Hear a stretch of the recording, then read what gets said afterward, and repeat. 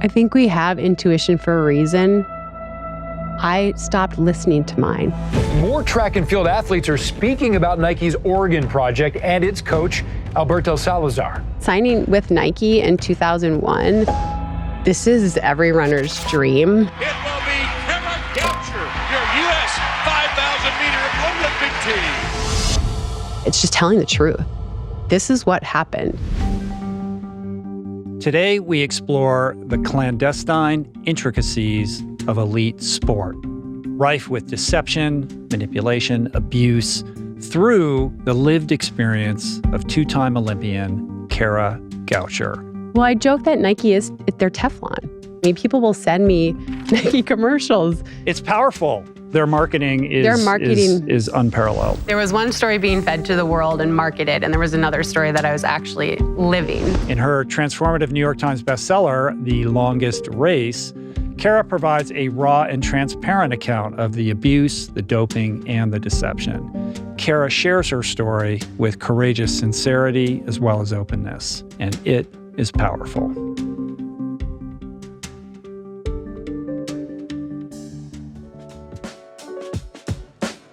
Today's episode is brought to you by the awesome organizations that make this show possible.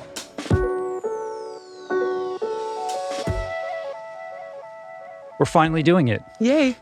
So happy to finally meet you, finally get you in here. I know that we went back and forth around trying to figure out how to get you in here when the book came out, which is almost a year ago at this point. But now the paperback is on the horizon. So the opportunity arose again, and I'm delighted and honored that you would come down here and share thoughts from your career and from this stunning and quite revealing book that you put out, The Longest Race, which has made quite the impact in the running world, in the apparel world, and beyond. It must have been a pretty wild and disorienting ride when the book finally hit bookstores and all this stuff was made public. How has that been for you the last 11 months? You know, I was so nervous about it, just thinking people would look at me differently or judge me differently. And I was really concerned with the people who are already in my life and what they would think. But I just, like the morning that it came out, I didn't, it was on TV and I didn't watch it. I went for a run. I came back and I just felt this sense of peace. I think like when you've been holding things in for so many years and been ashamed to share, and then it was just out there. And so, sure, there's been moments where people are negative about it, or, it's funny when you meet people and like they know this about you, but they don't want to admit that they know this about you or whatever. So there's been like some quirky moments, but in general, it's been really freeing. Often when a tell-all type book comes out, it's well after the chronicled events, and many of those events and the details of them have already been made public. It's just, okay, now here it all is in a book. But you were coming out with all sorts of stuff for the very first time, like revealing things that only you knew, that you were kind of disclosing publicly. And that, that definitely caused some tremors, in the running world, right? So yes, a sense of peace, of course, but also I would imagine a sense of responsibility to then kind of, steward this message into the world, which I know you've taken seriously and is kind of a big part of your whole world these days. Yeah, I mean, without sharing it all, nothing can change. And I think there's so much fear of like retribution or the industry shutting you out or whatever it is. But then things will just stay the same. So it's like, if I'm going to do this and I'm going to talk about all the things that happened, then I have to like really do it and then be honest about it and being willing to answer the hard questions and being willing to meet with people. And otherwise, what's the point? Right. Yeah. It's scary though. Yeah. I mean, going up against Nike and these powerful figures, and, you're like naming names and you've got all the receipts, and there are CEOs involved and high profile coaches and other athletes. And, these people are not anonymized in the story. No, I mean, there wasn't a single story told that there wasn't a receipt for, right? I mean, the first version had a lot more stories, but it couldn't get through legal because people understandably were like, if they sue you, I can't say that I told you this, or I can't affirm. But the thing is, like, it's not meant to tear any one person down or anything like that. It's just telling the truth. Like, this is what happened. These are the people that were involved. These are the choices they made. These are the choices I made. And that's just factual. This is what happened. Have you bumped into any of the Nike executives that you knew back during that time? Or, since the book has come out, have you had some awkward encounters? Well, no one speaks to me, right? So I've seen people, like, I've bumped into people at the World Championships or the US Championships, and it's just, they pretend like they don't see me, which is fine. I don't want to fight. What the only thing I really truly want, which I know I'm never going to get, is an acknowledgement that there was wrongdoing and that they held some responsibility. We can't go back in time. Meaning Nike. Yeah, just admitting, like, hey, this was an unhealthy situation and we weren't looking out for you. And we apologize. Like, yeah, you're going to be waiting a while for that, I think. I face that. I know that's not going to happen. But, like, that's the only thing I really would, like, appreciate. But I have to I don't want to give up my love of running and my love of the sport. So I have to just coexist with these people that are still there. And that's fine. I'm not out to, like, start chaos everywhere I go. I want to be able to exist in this world.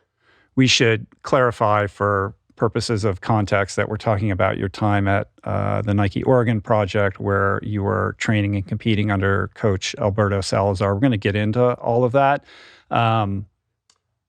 And this is not a new subject matter for this podcast. I've hosted lots of other people who are in the book, on the show. I've had Steve Magnus, David Epstein, Matt Futterman, Mary Kane, Lindsay Krause, even way back.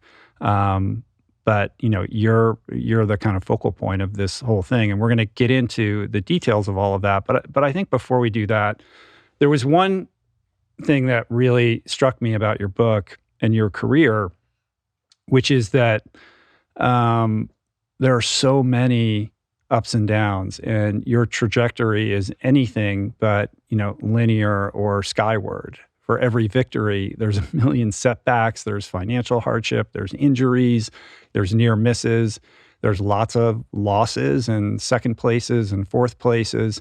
And I think that's instructive for anybody who's watching or listening to this, that is the blueprint upon which most champions are made. Like, it's mostly failures and misses and setbacks, with the occasional victory. So talk a little bit about, like, how when you look back upon your career, how that kind of forms how you talk to young athletes or other athletes about how to think about their own progress or lack thereof. I'm sure you've experienced it. You have, like, that one great moment, and then that's what feeds you to continue. But most of it is unglamorous. Most of it is actually failure or not getting what you hoped. But that's sort of the beauty of it, is that it's this, like, never-ending pursuit. I was so up and down. I'm like, winning a state championship, have a stress fracture. Winning a national title, another stress fracture, or whatever. The number of injuries that you had is insane. Yeah. And there were times where I would be like, what am I doing? Like, I remember graduating from college. I got a postgraduate scholarship. I turned it down to sign with Nike. And my day was literally spent sleeping in as late as I could, doing the elliptical for 2 hours and waiting for Adam to come home. I was like, what am I doing? Like, I used to be somebody, I used to, like, be smart and have, like, things I wanted to do. And instead, I'm just a shell of a human. But then every time I thought about moving on from it, I would just get this feeling like, you're not done. And as long as that feeling existed for me, I would just endure and keep trying. But that's not to say it wasn't, like, always easy. There was plenty of times where I was like, what am I doing with my life? And why is this so hard? You look at everyone else, it seems like everyone else is just making the transition from high school to college, college to pro to Olympian so easily. And that just wasn't my experience. It was roadblocks and, like, having to overcome the whole time. Yeah, it felt like you were kind of sliding in through the door that was closing quickly at the last minute every time. And I don't think it's fair to characterize you as a late bloomer necessarily, but there are some kind of late bloomer aspects of your career. It wasn't like you were the fastest kid out of high school like Mary Kane. You had all this hustle to try to, find the college that was going to work for you, or, like, writing letters and all that kind of stuff. And then, and then you had success, at Boulder in college. But even then, it wasn't clear that a professional career was in the making for you, and you had some highlights in that professional career, but maybe not, you didn't reach the sort of heights that maybe you thought you were capable of. And it wasn't until you start embracing the longer distances where you have some breakout moments, and you're well along. Like your shining moments come so late in the arc of your career. Yeah, I mean, I made my first Olympic team at 29 and just a couple days before I turned 30. So yeah, I mean, I think it's fair to say a late bloomer. I think figuring out my body and what worked for me and the way my body changed throughout the course of especially like high school through college, my body really changed a lot, and like figuring out what that meant and what works for me. And also learning that I needed to lean into really doing the work. Like I think in high school and even a little bit in college, I could get away with just showing up on that day and doing the workout. But as you get further down, like that doesn't work anymore. Mm-hmm. You're running against people who are super talented. And so being a more well-rounded athlete. But the thing that's a little bit crazy is I never stopped thinking I could make it. You know, I was so like, what is that? Like, where did that kernel of belief come from?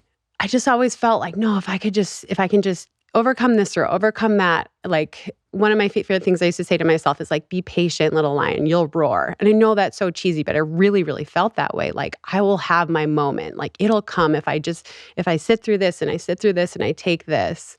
And I just kind of always believed that. I didn't reach, it's funny when you talk to athletes because you'll talk to someone who won an Olympic gold medal and they're like, but I didn't get the world record. Or you talk to this person and they say, but I didn't win this. And I didn't achieve all of the things that I had hoped to achieve, but I just kept believing like, no, if I put in the time, I'll have that opportunity. And then if I'm ready, that's when the magic happens. Mm-hmm. Do you think that you had teammates who had the same capabilities but didn't have that same level of self-belief, who retired too early or didn't stay? Like a lot of it is just persistence. Like, the book is called The Longest Race, but it's really the long game that you're playing. Like it's all about playing this long game and being ready when that moment arises. Totally. And I was married to Adam, who was a professional runner himself. So even if like, it was just still in my life, even when I was injured, right? Like he was still going to Europe and he was racing. And so I think maybe if I wasn't married to him or whatever, maybe I would have stepped away, but everything was set up for me to continue, even though at points it seemed worthless. Mm-hmm. But yeah, I think of a lot of athletes that I've trained with over the years that were more talented than me. Maybe they didn't, I hate to say they didn't want it as much as me, but they weren't willing to like give up everything else like maybe I was. But I do think that's one of the things, like, for me that gets complicated is Nike stood by me through all of those years, all of those injury years. And without that, I probably would have moved on. And so when I see athletes, especially in their like late 20s struggling, I just think, oh man, just stay the course. Like if you can just stay the course and keep believing, you never know what could be on that other side. But a lot of times for financial reasons or just real life, they have to move on. Uh-huh. Do you think it's something that's trainable, that sense of self-belief and that level of persistence to stay in it? Or do you think that you're just born with that, like this is bred out of whatever happened in your childhood? I mean, I think a little bit is just the way I'm wired. Uh-huh. But I do think you can believe in yourself and see your progress and give yourself a chance. I do think a little bit of it's just the way I'm wired. Like when I want something, I will wait until the very last moment when it opens up and I'll get it. Uh-huh. Did that make it challenging for you when you finally did make the decision to retire? Did you want to keep going? Because it's not like you had the sort of career end that I'm sure you would have preferred. Yeah, no, retirement was terrible.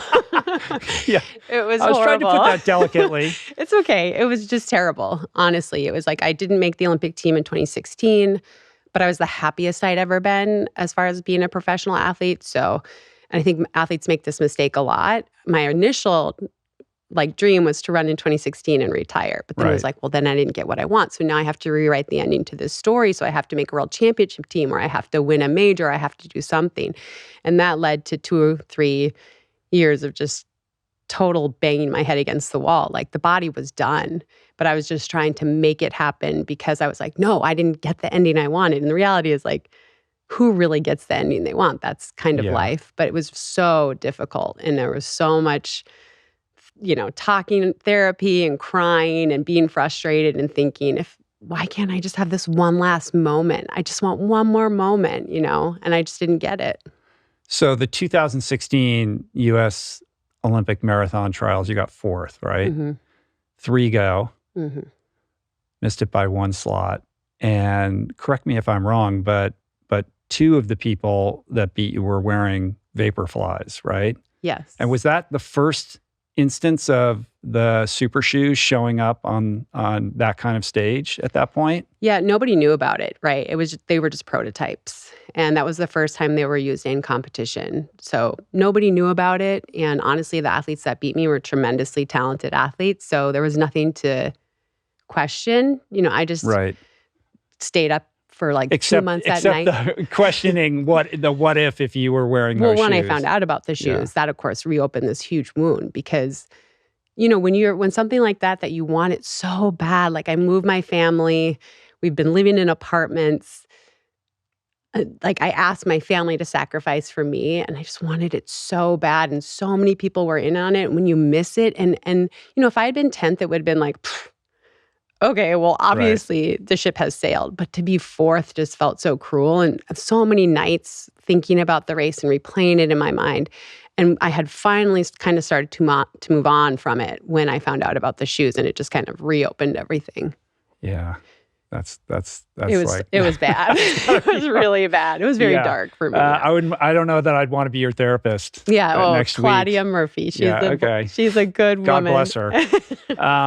Can we talk about the Nike Oregon project a little bit?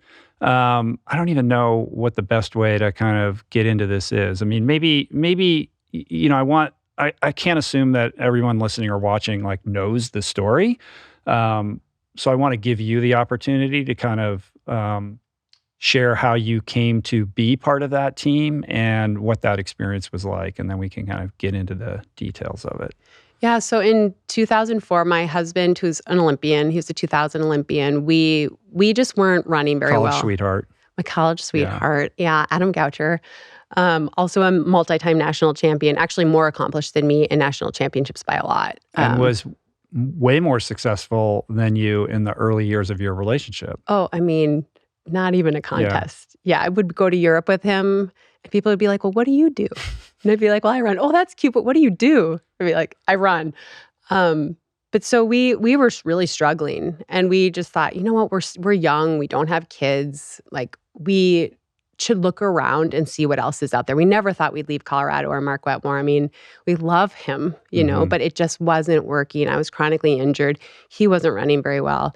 And so we went and spoke to a few different coaches. And then the last thing we visited, Nike flew us out to visit Alberto Salazar and the Nike Oregon project. And it was just running professionalized in a way that we had never seen. I mean, we were blown away by the devices, the underwater treadmill and soon the Ultra G treadmill, but the altitude house, you're living at elevation, even though you're living in Portland. The facilities, we were going to be working out at the Nike campus. So the facilities there were just amazing. And we kind of just said, this is every runner's dream. And I remember Alberto, there were no women on the team. It was a men's team only. And he was like, he really saw himself in Adam, and he believed he could bring Adam kind of back to his glory days. And it was kind of like, and I'll coach you, like to get Adam. But I know that Adam and I talked about it, and it seemed like, this is crazy. Alberto said, just give me 6 months. If you don't sell your house. If you don't like it, you can go back to Colorado. And we just kind of were like, well, who would say no to this? It's an opportunity of a lifetime. Sure. And Alberto just being synonymous with excellence in American marathon running, like, the biggest name, now coaching at the highest level with the most toys and resources at your disposal. And, the Oregon Project had been around for about 4 years, but he had never gotten like a collegiate national champion. He had gotten very good athletes and helped them. I mean, Dan Brown made the Olympic team in 2 events in 2004, the 10,000 and the marathon. So he had done very well, but he was very excited about the opportunity to work with someone who had been to the top, with Adam. And I mean, I was an afterthought, but honestly, I didn't care. I was like excited to be there. I get to be here. And from a kind of business perspective, there's the opportunity to join this team, and then There's also representing Nike as an athlete, right? Are those negotiated separately? Like, how does that work? Like, your first Nike contract, I think, was like 35 grand or something. It was $35,000 a year, which I thought was amazing at the time. I'm not going to lie. Adam had signed with Fila first. And so he actually changed to be a Nike athlete, I want to say in 2003. So he already had Nike contracts at the time. And so, but you go to the Organ Project, all your medical's covered, all your massages, all your PT. If you have any sort of injury, like, I mean, I was injured all the time, MRIs, surgeries, all that's covered. And you're having the best of the best checking with you all the time, help you prevent injury. I mean, that alone is worth way more than any amount of money, Right. you know, having that team. So it all looks great. When does it start to appear that things might not be as they seem? There were little signs early on of things that were just a little off, the way people were talked about or certain rules that were sort of like laughed off. But honestly, the first couple of years, we believed in what we were doing. And we believed in Alberto. I mean, it wasn't like we got there and we thought, what are we doing here? It was weird. You know, we were sleeping with a tent over our bed, and Alberto was so involved in our lives in a way that we weren't used to, you know, seeing us every day, calling us a lot, constantly checking in. It was just different. But you know, it was a couple years in before anything came up that felt uncomfortable. I think that's why I stayed for so long, because it was sort of like this slow burn of me sort of compromising my values as we went along. I think what gets missed, and I have some experience with this type of coach, it gets missed in people understanding the dynamic is kind of what you're referring to, which is you're in this unbelievable situation, and here's this person with that you vested, you know, your trust with, who's telling you, just follow my lead, and I'm going to take you all the way to the gold, right? And this person has the credibility to do it, the expertise. And they're showing such tremendous interest in you. And they're saying, do this, don't do that. Good. And yeah, exactly. So that over time, with the right personality type, becomes controlling in the not so good way. But because it's so slow moving and imperceptible, you're more willing to dismiss what you only see later as kind of transgressions that maybe you should have taken note of at the time. That's perfectly explained, right? It's just little things. And we're constantly reminded of how lucky we were. We heard from other athletes how lucky we were. So why would sure, some of the comments make me uncomfortable. So what? There's things in life that make people uncomfortable. There's nothing that's perfect. And I could really explain away. I think my childhood made me really good at compartmentalizing feelings and things that felt off. My dad died when I was little. My mom got remarried. It wasn't a very healthy relationship. And I got really good at, I'm going to put that away because I actually can't feel that. And so, you know, that doesn't serve me well. So then when I was with the Organ Project, if anything made me uncomfortable or seemed out of the blue, I'd be like, well, that doesn't serve me getting to my goal, which is to become an Olympic gold medalist. So I'm just going to put that here and put it over here. And I think that really helped me as an athlete. But in the end, as a human, it wasn't great. Yeah. I mean, a couple observations on that. I mean, first, what's your therapist's name again? Oh, well, I have two. Okay. One passed away, Dr. Stephen Walker, and then Claudia Murphy. All right. Well, I'll pretend to be Claudia for a minute. Okay. Your dad dies tragically in a drunk driving accident. He was hit by a drunk driver when you were very young. So you grew up without a father, essentially. And then a stepfather enters the picture, and seems like not so great things about him as well, some anger issues, stuff like that. So you're entering this dynamic with Alberto without a strong kind of older male figure in your, I mean, you had coaches along the way, et cetera, but perhaps not somebody as kind of domineering and present in your life as Alberto was. So you can't help but wonder, like, to what extent, like, the kind of trauma or wounding that you had as a young person plays into how you're going to interface with Alberto and the, you know, kind of like larger bandwidth that you're going to give him that maybe somebody else wouldn't. Yes, Claudia, it's true. I'm sure you've talked about this at length with him. I mean, but it's true. I think that's one of my weaknesses is searching for this figure. And this will make me emotional, but like I realize now I had it the whole time, my grandpa. But, I worshiped my high school coach. It was a male. I worshiped my college coach. But with Alberto, he brought me into his home. He had me eat meals with him. I was at his house all the time. It was, Mark Wetmore. I've never been to his house. I've known the guy since 1996, Same with my high school coach. I have no idea where he lives. It was just different. It was so much more invested in, and what felt like so much more invested in me. And so it was very easy for me. And looking back, this was a huge mistake I made, but to allow him to be more than a coach and to be that person. And I know that he enjoyed that. Mm-hmm. He actually would say, like, I feel like I'm a father. He would call my mother and say that I was brought into his life for a reason. And that, looking back, was extremely unhealthy. But at the time, it felt almost like warm God had intervened. Intervened, and I was brought into his life, and which he's makes there it so for confusing, me. Yes. But also makes the transgressions all the more egregious when the deception and the abuse, emotional and physical, starts to enter the picture. The other piece to that is this compartmentalization ability that you have. I reached out to Steve Magnus. I was like, hey, Kara's coming in. What should I talk to her about? And he's like, I've never seen anybody better at compartmentalizing so that they could perform. So amidst the chaos and the swirl of all the kind of weird stuff that was going on around you, your ability to kind of have this on-off switch and like focus on what was most important and just dismiss the noise or, no matter what that unhealthy behavior was over there, and just, keep your eye on the prize and show up and like do your thing. Yeah, and I think that is a product of my childhood because my house was very chaotic. Lots of yelling and shouting and at times fear. And so I had to just... Mm-hmm. It's like a survival mechanism. Now I'm with my friends. I'm funny. Kara's a funny one. She's a fun one. I can't...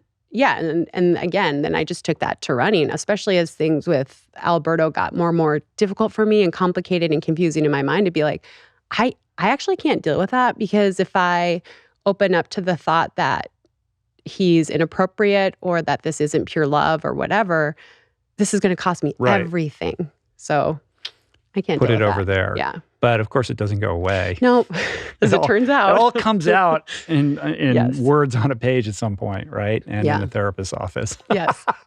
Lots in the therapist's office. But it seems like, Adam got wise to this earlier than you, or maybe just didn't have the compartmentalization strategy that you had, and his tolerance level for what was happening waned, which then creates additional issues for you at home, being in a relationship and trying to compartmentalize and do your job and keep everybody happy. Yeah, be at practice. I'm there for Alberto. I'm listening to everything he says. When I go home, Adam saw the light way before I did, but I am a lot more trusting than him and I don't want to say naive, but maybe that's a good word. Adam is a little bit more from the school of hard knocks and he doesn't really trust you. What are your motives? I'm not like that. I'm like, everybody loves everybody. So he was and there were things that bothered him more than it bothered me. For instance, NCAA violations. I'm like, who cares? He's like, I care because I worked my ass off to get to where I got to be and no one gave me a handout and there were rules that I followed the whole way. Not that I'm not a rule follower, I'm a total rule follower, but things stuck with him more than with me. And he just reached a point earlier on where he was like, where he and Alberto are like coming to blows at practice and yelling at each other. So then I'm trying to live this whole dance of my home life with my husband who I love dearly and my career with this coach who I love dearly. And I'm trying to live in both worlds. Yeah. That's stressful. Yeah, it wasn't fun. The NCAA violations were about collegiate athletes who were also members of NOP or Nike supporting athletes who were still in college. Yeah, this is before NIL or anything like that. So you couldn't have something as a collegiate athlete that was like a gift or training camps, hotel rooms, equipment, all of that kind of stuff, which was happening. Yeah. That stuff seems to be changing for the better right now. Yeah. But I think at the time, again, those were the rules and it really bothered Adam that they were broken. I bet there's a lot of you out there who've been pondering that new website you'd like to have, but just haven't pulled the trigger. Well, with Squarespace, it's easy and affordable to build your own beautiful designer website. So Squarespace has been a longtime partner of the show, and what I love about it is it just demystifies everything about what's required to make a website. You don't need to be a designer. You don't need to know how to code. Everything is right at your fingertips. They make it super simple, and they've got these unbelievably beautiful templates to choose from that are oriented around whatever your needs may be. Whether you need a simple landing page or a full-on online shop, Snap, Crackle, Pop, Squarespace has the tools you need to launch your business, including e-commerce templates and inventory management. So make that website. You got it.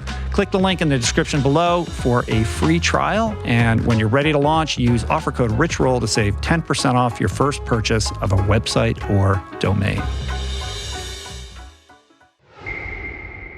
When I think about Alberto's behavior, I mean, there's so many kind of categories here. There's just him being generally inappropriate. There's legit, straight up sexual assault. There's explicit conversations. There's inappropriate touching and massaging. There's intercontinental flights where he's drunk and taking Ambien and saying all kinds of crazy shit to you. There's pressure to use weight loss drugs. Seems like everybody had hypothyroidism on this team and was getting prescribed Levoxyl. The control, of course, the emotional abuse, the deception, the pitting people against each other, pitting you against Adam, pitting you against Amy Begley. There's also what I think, falls into the more egregious kind of things that went down is the confidence violating conduct, because there was this supposed therapist, Darren Treasure, performance coach / sports psychologist, I guess, who you were meant to believe you could go and talk to, but this person would then share everything with Alberto, and Alberto would weaponize that information to pit people against each other and manipulate and gaslight you and I assume the other athletes as well. And that just feels so violating. Yeah, I mean, when Darren was brought in 2007, and we were told, Galen was struggling to win an NCAA title. He had come close many times. Galen Rupp. Yes, and when Darren came into the picture, he won, I think, a couple indoor titles, and then it was decided everyone will see the sports psychologist. And I didn't really want to see him at first, but in my first meeting with him, I carry a lot inside. And it was really nice to the first session I had with him, I couldn't stop crying. I was like, why am I crying? But I felt pressure because I had run really well the year before. It was the first time I had really stepped up at a world level. I'm feeling all this pressure. My husband is not happy with the team. There was a lot of things I was carrying around inside. And so it was very great to relief to have someone to talk to. That was in 2007. But I would say pretty quickly I started to realize that I was being told things that other athletes said. I would say something to him in confidence, and then Alberto would bring it up 2 days later in training. And it wasn't until 2009, that's when he was named performance director. And I was a psychology major. So I just said to him, Darren, this feels like a conflict of interest. So we went to lunch together. And he said, no one else realizes this. I'm not going to screw anybody. I'm going to be a professional. And I knew better. You can't listen to everyone's biggest fears and decide who stays on the team. Right? Or decide which information you're going to keep confidential and which information you're going to share with the team director. Right. Yeah. Or other athletes. Yeah. But I just sort of took that answer. Yeah. Now it's even more egregious because we have found out he isn't a psychologist. He's not a sports psychologist. He's not a psychologist. His PhD is actually in kinesiology, which is not psychology. But I didn't know that at the time. So when did you first start to get an inkling like that things weren't safe for you? I think a lot of it I realized was my relationship with Amy Begley started to change, where I would be told in the sessions that she was bad-mouthing me. And it really bothered me because I fought for her to be on that team. I was the only woman. And when Alberto talked about her maybe coming, he said, I don't know, women are tricky. And I was like, please take her, like bring someone on that I can run with. And so she came in, and I believe she came in the end of 2006, but towards the end of 2007 into 2008, we were training together, but we had lost our friendship. And it really wasn't until after the Olympics that where we didn't room together because they told me, do not room with her. I mean, we're at the Olympic Games. I'm away from everyone I care about. And this is the one person I know. Do not room with her. She'll ruin your race. And it wasn't until after that where we talked. And then she had been told stuff about me that I badmouthed her. I said she was my punching bag. She didn't deserve to be on the team, which I didn't say any of that. And I know now that she didn't say any of that. So, but that was in 2008 and I stayed. That's the hard part. I stayed. What is the argument that Salazar would have given for doing that? Like, he thought that if he pits you guys against each other, that would make you more competitive and race better. Like, I'm trying to understand why even do this. I don't know. Yeah. Yeah. I mean, he would propose to me that Amy's a difficult athlete. It's very publicized that he would weight shame her a lot, body shame her a lot, that she doesn't want it the way you want it. But, she was the only woman I interacted with, like, at all. But at some point, didn't Alberto present her with a contract that said that she wasn't allowed to be friends with anybody on the team? Well, I didn't know about it. That's so But he did. crazy. He made her sign a contract that when she said, joined the team? No, this would have been in about 2008. You are not friends with Kara. She's your training partner. I didn't know. I didn't know that was happening. I mean, like, that's the thing, is years stepping back and really trying to remove my emotion of still weirdly trying to protect him. I'm like, that is fucked up. Yeah. Like, what? That's crazy. Yeah. Talk about the pressure to keep weight down and how that kind of came out in terms of how he coached. I mean, the thing is that leanness matters to a certain extent in sport, right? Everybody at the top they're trying to have the optimal body composition for that moment. I escaped a lot of the wrath, not all of it. I would get weighed, and I would weigh myself at home so that I would know what the weight was going to be so it wouldn't catch me off guard if it was heavy. I would get weighed, and Alberto would weigh me here and there. I remember leading into the 2006 national championship, weighing me. He would just bring a scale and plop it down, and I'd just step on it and be like, oh God, please let it be something under 130, But Amy took the brunt of that.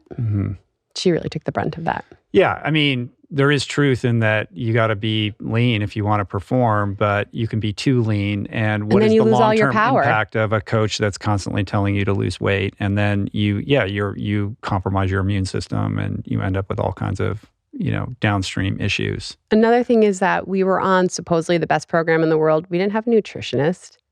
We didn't have anyone telling us, like, this is your body composition. Let's try to get it to here. It was just like, I want you to weigh this. And what's the hypothyroidism thing all about? Like, walk me through that whole world with this doctor who is handing out scripts for Levoxyl, and what is Levoxyl, and what was that supposed to do, and why did everybody have hypothyroidism? Well, that's a great question. So, full disclosure, we introduced Dr. Brown to Alberto. Adam was struggling. Jeffrey Brown. Dr. Jeffrey Brown. Adam was struggling in 2003 before we went to Salazar, and our coach said, there's this guy associated with USATF who's supposed to be the greatest endocrinologist for athletes.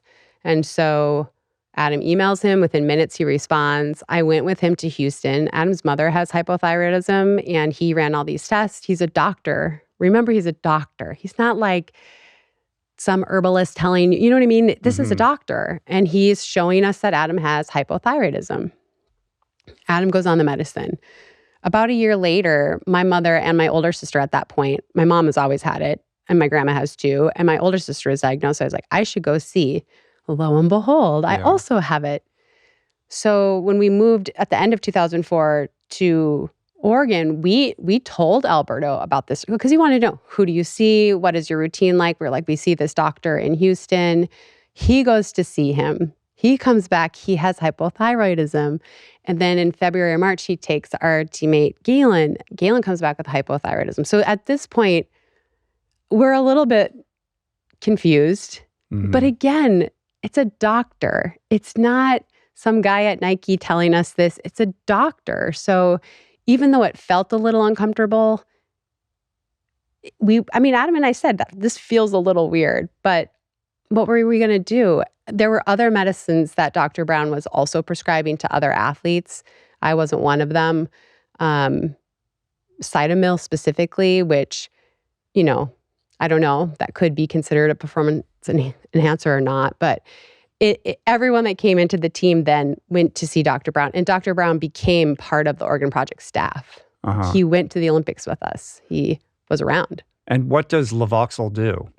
Well, if you have a thyroid issue, if you don't have a thyroid issue and you take Levoxyl, it actually can hurt you because it's too much for your body and you can get really tense and tight and lose your hair and things like that. If you don't, it just helps aid your thyroid to produce properly if it's not producing properly.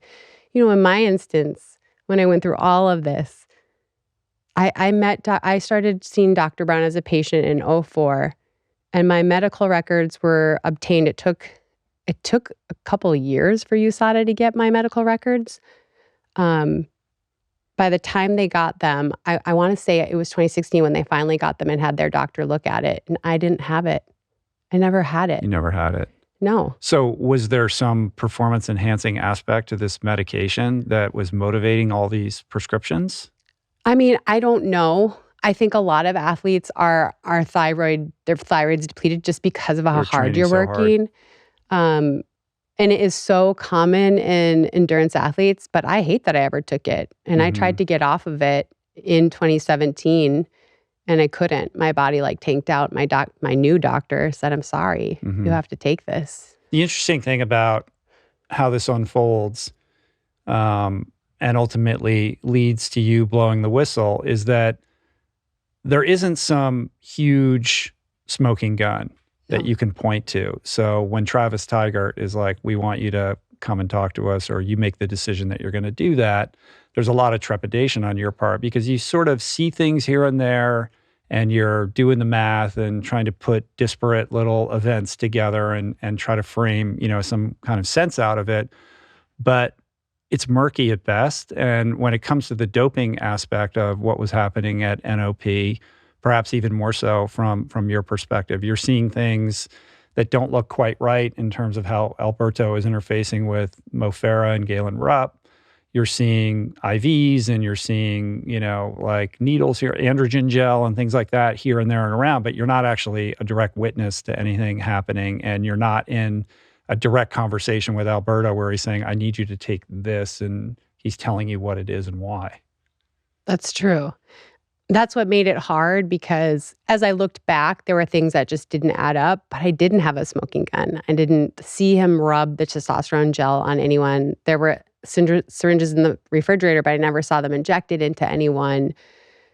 The IV thing was a little bit more clear, honestly, when you're faking it for an IV. Talk about that. I actually didn't know about all that, how a saline drip can mask a performance-enhancing drug. Yeah. So you're not allowed to take a saline drip without a doctor, a therapeutic use exemption, because it can hydrate you to a level that it dilutes a drug test. So if you're on EPO or whatever. Yeah, then it would be it would make the concentration appear smaller, right? And so people, I learned this from Tyler Hamilton, honestly, is that if you're glowing, you need to get hooked up to an IV. My teammates did IVs before big competitions, and it made me very uncomfortable. Right. On its face, there's nothing inherently wrong with that, but it makes it suspect as to whether something else is actually going on. Well, and also when your coach tells you we have it down to a science now, we know exactly what to say to get it, that feels bad. Mm-hmm. Tyler Hamilton plays a big role in your decision to come forward. Yeah. I remember the whole Tyler Hamilton thing. I would bug Shalane because they were from the same hometown, and he, won the medal, I think the gold medal at the 2004 Olympics. Then, of course, had to give it back. And I would tease her about her homie from Marblehead. But I think his book, it really blew me away. And I remember seeing him on 60 Minutes we were up in Park City as a team. We were going to go out to dinner after. We watched it from our condo. And I remember thinking, somebody needs to check on him. Like, his soul is just annihilated. And he's sharing this and he doesn't want to, but he knows he has to. And I just related to that so much. And then, we went to dinner that night and it was brought up and Alberto's like, he's lying, he's just trying to make Lance look bad. He wants to sell books and, but I eventually met with Tyler a couple times. But the first time, and I remember we met at a restaurant in Boulder and I told him, if you were a track athlete, I wouldn't even come here. Because I'm so opposed to all of that. But then in talking to him, he humanized it so much for me. And I don't think he should be able to race again. But what he's done as far as exposing it and being honest about it. And I mean, there's forgiveness there for me. And I think he can help stop someone from doing it. No one was looking out for him. But he's really inspired me in a weird way to come forward and to share and I saw the difference he made. And I was like, if he can do it and he survived it, I can do it. Yeah, he was really swinging in the wind because he was so early on all of this stuff. And I remember that 60 Minutes interview as well. And he just looked haunted. Like he couldn't make eye contact. No. Like he was in a really bad state, you could tell. You could tell. Yeah. I mean, the one difference between Tyler and myself is that Tyler had the smoking gun because he had done it. He had done the infusions. He had blood doped and taken the EPO and the testosterone, where I just thought everyone was doing that, right? Yeah. And if you're going to come and talk about it publicly or share with Tigert, you're putting yourself in a position where people aren't going to believe that. If you're saying this was going on here, but I didn't do it, that becomes a very difficult argument to swallow. And it's a reason why a lot of clean athletes don't speak up when they see something, because exactly that. I know that there are people who think my career is tainted. I had a good friend who used to be so supportive, who wrote in his emailer that everybody ever associated with Salazar should give their medals back. And that hurt me so deeply. But again, if I worry about that, Alberto is still a coach right now. And this is all still continuing.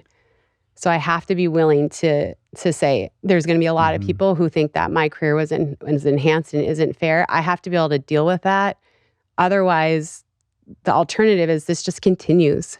And there's another Kara down the line, which is Mary Kane or whoever. And this just keeps going on.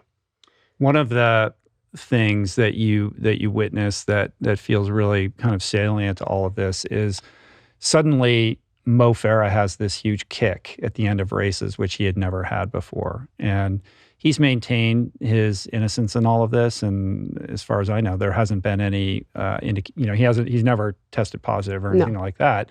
But you witnessed him go from somebody who wasn't exactly known for having kind of a kick at the end of his races to being, I wouldn't say superhuman, but like really having a different gear. The greatest kicker in the world, multiple years in a row. Yeah, I remember this would have been 2011, and I was at the Prefontaine Classic. Adam had stayed in Utah at our training base with our son. And there's a men's 10,000, and it was hot, like the pace was hot. Mo had already run really well the year before, but he was a steady Eddie, right? And yeah, I saw him kick away and I was trembling and I called Adam and I said, I don't believe what I'm watching. And he just said, do you think they could be cheating? And I was shocked at my answer. Was like, so it just came out, yes. And Which was the first time you had kind of never said anything out loud. I mean, I had been thinking about things, and Alberto and I had met a couple times in Utah because I wasn't understanding the men's progression compared to mine. I had been with Alberto for over 6 years at that point. I knew the program. I wasn't understanding what I was seeing. So I had met with him a couple times without saying, I never said like, I think something's going on here. I just said, I don't understand.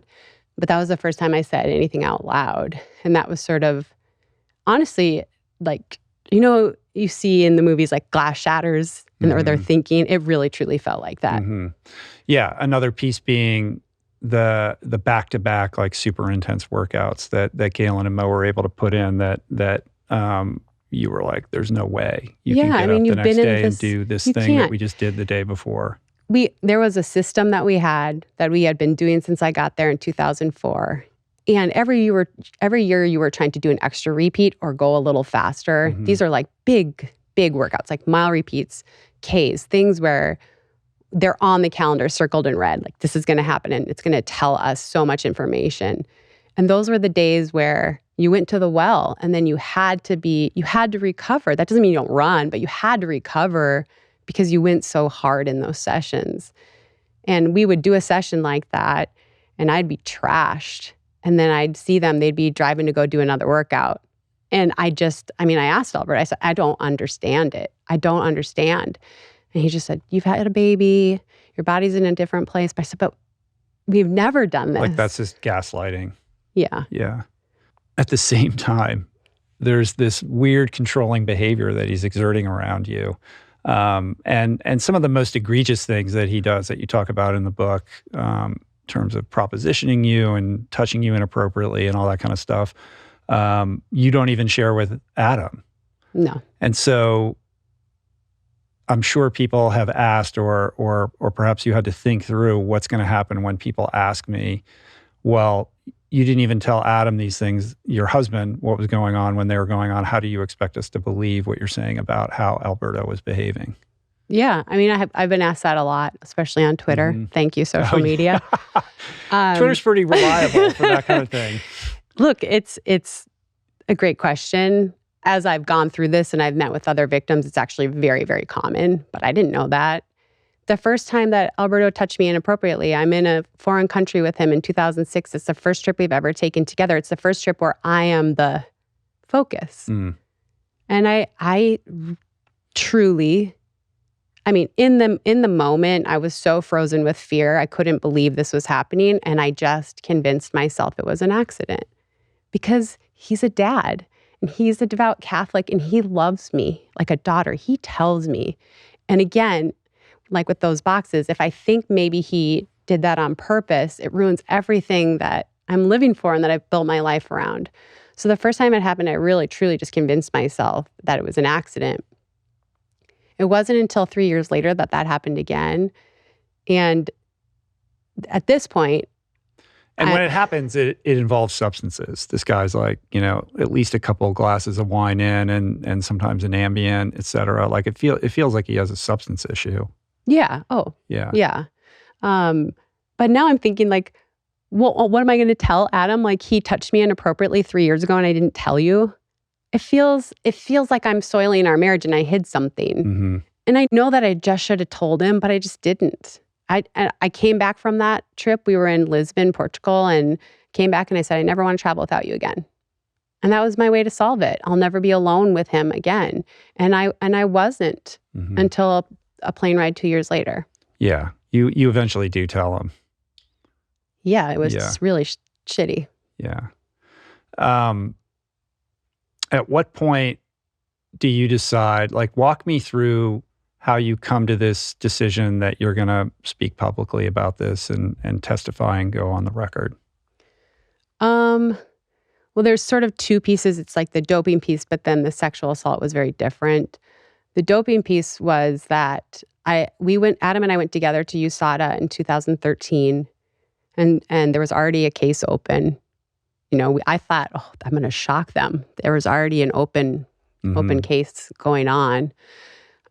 Which should have been comforting to you to realize like, I'm not the only one. Like people are looking into this.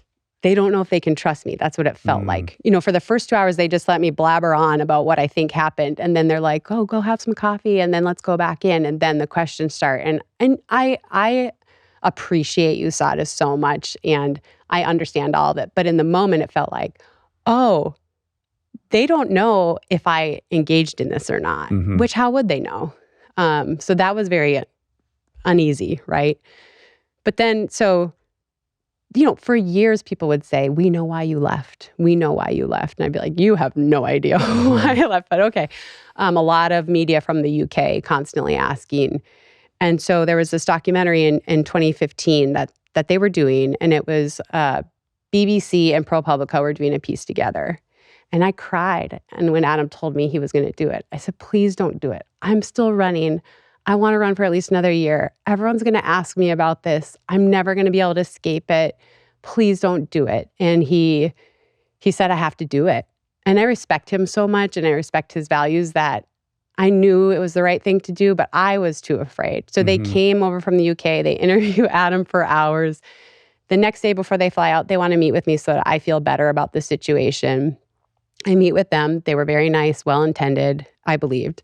And then that night, it started eating at me. Like, why didn't I do it? Like, why couldn't I be brave like Adam? Now I'm going to have to answer questions that I could answer. I could be on the front end. And yeah, it just ate at me. And a couple of the bigger decisions in my life, I've just really, really prayed upon it. And I prayed upon that. And I just said, I really regret not doing it. And so Adam reached out to them and they got on another plane and came back. Is that what led to you talking to David Epstein for ProPublica? Yeah. Because they were in conjunction together. Right. So the crew came back from the UK and he came back from New York and we sat down and I mean, I was just emotionally spent afterwards. I wanted what they were doing to end, but I also felt guilty because these are people that I loved.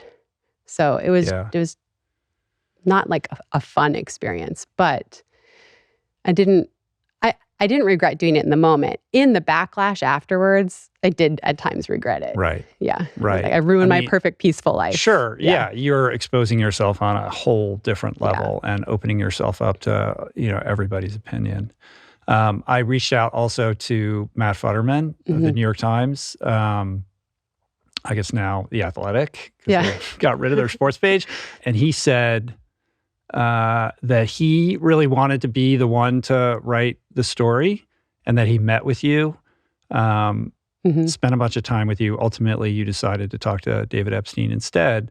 But what struck him, he understood why you made that decision. But what struck him was that at the end of meeting him, and you didn't know him beforehand, that you said, I'm a hugger, give me a hug. And you were like very warm. And he said, beneath the kind of hardness and the challenges that you were going through, that, there is this kind of sweetness about you, this kindness about you, that it felt like you were trying to make sure you were protecting in the middle of all of this. Yeah, one of the things that has happened or that I've been really working on the last couple of years is that I think it's a Minnesotan thing, or I don't really know what it is, but I just assume the best. And I am very positive, annoyingly so to my husband at times. I got jaded from all of this. And I started to assume, they're going to dick me over. They're going to try to screw me. They're going to talk about me behind my back. And I became a little bit more closed off. And I've really worked hard the last few years to take that down because that's not who I am. But I think you go through so many things and so many people let you down that you're like, you just start to try to protect yourself. Yeah. But you still love running. Yeah. And I've heard you say, or I saw it written, that you're very quick to say, like, this isn't, like, my story in this book isn't really a book about abuse and a culture of doping and, a bad coach. It's about my love affair with running. Yeah. And how you kind of maintain that throughout this whole affair.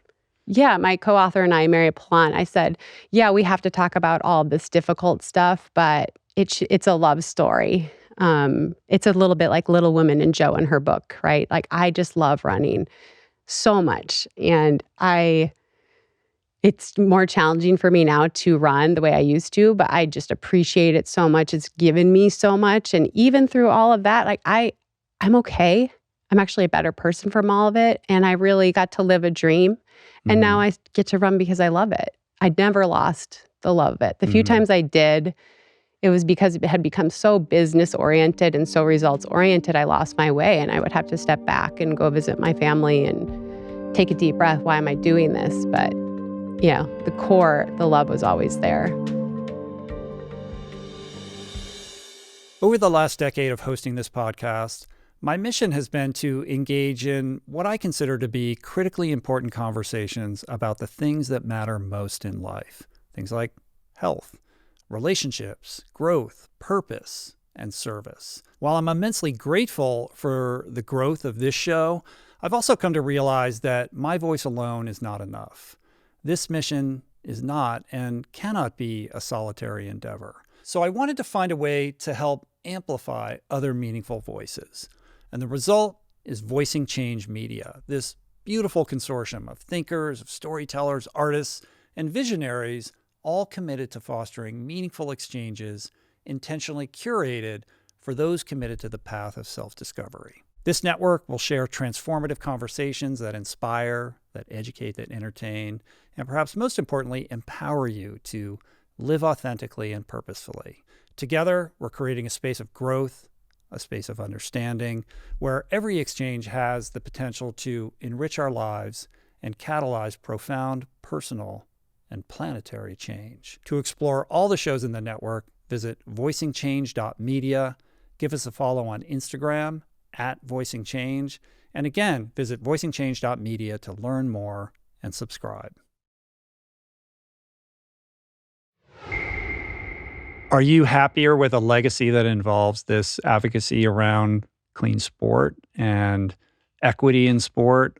Or would you rather be remembered just for your athletic performances? Like, what is the balance between kind of how you think about how you're kind of perceived? There's still a lot of people that don't like me. Do you need them to like you? Well, I think that's a little bit of like a trait I have of trying to be like, no, get to know me. I'm fine. But I can't, my job isn't to convince people that I'm right or to make them see that I did what I did to survive and I did what I did that I thought was right. I think, legacy is such a weird thing.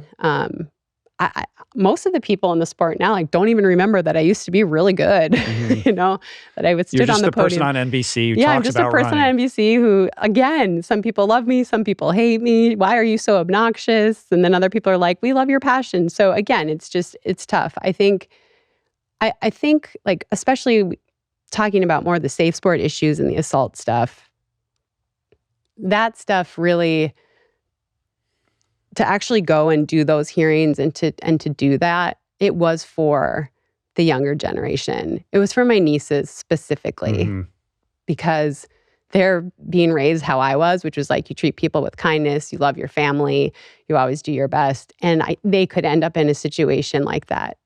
They just could, even now. Yeah. And so that was my motivation there, was to really protect them and the other girls around them.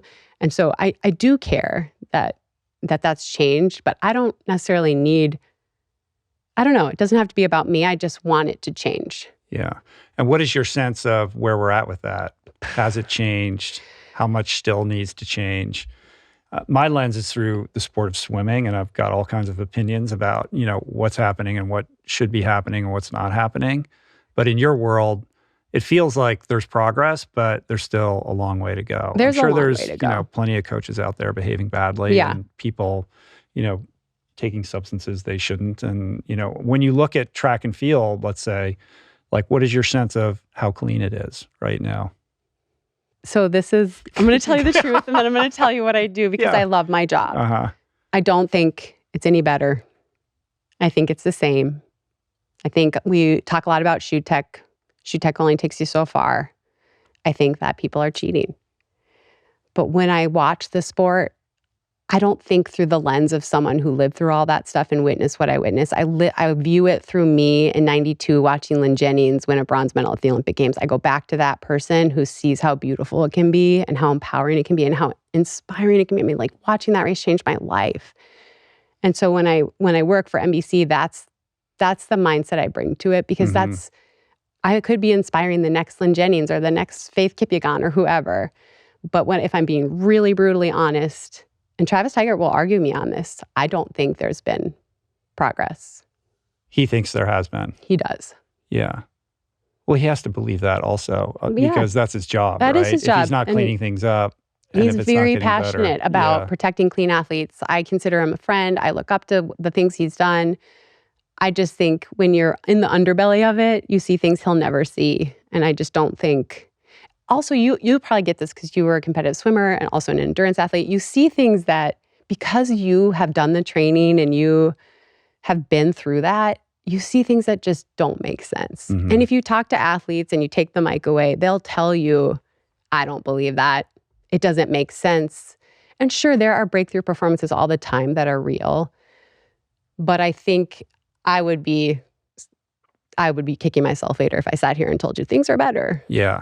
It's hard when you see one of those breakthrough performances, it's harder and harder to have that kind of childlike enthusiasm for it. Because in the back of your mind, there's always a little tickle. Like, Yeah. I mean, I used to every time someone did something amazing, put it on social media. I don't do that anymore. It's not because I don't believe everything I see, I don't believe. That's not what it is. But it's just, some things are too good to be true. So if you had to say, if your perspective is not that much has changed, how deep does it run? Like, is it like every medalist? I'm not trying to make you uncomfortable. I know, I'm like, if sweating here. I'm just trying to get a sense, like, is it just a few bad actors, or is this systemic in a way that maybe the average person wouldn't even realize? I think it's probably systemic. I don't, but I have friends, this little anti-doping community that believe you cannot win a medal clean. I don't believe that. I really don't. Maybe it's because of my own personal experience. I believe there are opportunities and there are advancements in technology, and there are people doing things that are truly incredible and they're clean. I think, so I don't believe that. I don't believe we're going to watch the Olympics this summer and every single medalist is a doper. I don't believe that. But I do think a lot of them will be. Is that good? You're probably, you're saying that into a microphone, but it's not an NBC microphone. Right. Oh, I would never be able to that'll say be it. a different, Yeah. No, and that's not the place for it. Sure. And I've had people come at me, how could you take this job? But I love this job because I get to go back to the beauty of it and what sold me on it in the first place and what excited me. And I don't know who might watch that, especially from hearing it from a woman that might become someone great and believe in themselves or give themselves another chance. So I love my job. That's not the place for talking about doping in sport. I'm happy to do it with Rich Roll. I'm happy to do it, at a USADA meeting, but that's not the place for it. Yeah, it's so complicated and tricky because there's nothing like the Olympics. And watching the Olympics as a young person those were formative experiences in my life. And to be able to see people do incredible things and, take that picture that ends up in Sports Illustrated and put it on your wall and visualize yourself or dream, that's a really beautiful thing that is worthy of protecting. I agree. And to the extent that it's been denigrated, that really sucks. But knowing that perhaps not everything is as it appears, can we still have a relationship with those athletes and with the Olympics and with the competition and in the spirit in which it was, birthed to connect with that awe and wonder that makes it such a magical thing. Look, we know the industry behind the Olympics is just churning out money and pumping stuff, but the athletes for me always save the Olympics. It's always beautiful. I'm always crying. There's someone who does something you didn't believe. There's someone who faltered and it's just painful to watch. I think there's a place to love it and embrace it. For me, I get invested, but I'm at a point where no one will ever surprise me if they get popped. That's kind of the world I live in. I'm a super fan. I'm going to cheer you on. I want to see you do incredible things. If you get popped, it's not like one of my childhood heroes when I found out that he got popped. I cried. I'm not going to do that anymore, but I'm still going to allow myself to get on that hype train and enjoy the beauty of what could be from a person rising in that moment when everything matters and everyone's watching. I mean, there's something just absolutely amazing about that. Yeah, that's very well said. We should point out that the testimony that you provided and others provided ultimately leads to Alberto getting a lifetime ban from coaching. Nike, however, avoids any kind of penalization for this. And one of the really striking things that came out in this investigation was the fact that that Parker, the CEO, was copied on emails about doping stuff. Like he was apprised of what was going on. And he ultimately steps down. He'll say it was for unrelated reasons. Maybe that's true. Maybe it's not. I don't know. But that's pretty indicting.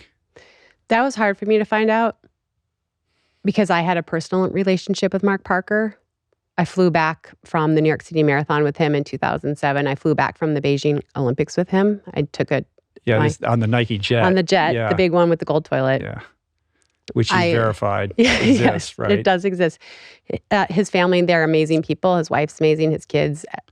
For me, I was a little crestfallen to read that because of course I know he's a businessman, and I definitely learned that with the pregnancy stuff. He stood by the company. But yeah, he has to, though. He has to. That's his job. But that part was a little hard for me to read. So what do you make of Nike avoiding any kind of like culpability in this scenario then? Well, I joke that Nike they're Teflon. I mean, anytime there's a scandal, people are like, I'm not wearing Nike anymore. I'm burning my Nikes. And then this amazing ad comes out and everyone's like, oh my God, they're the best marketers. I'm so inspired. I mean, people will send me Nike commercials. I'm like, yeah, okay.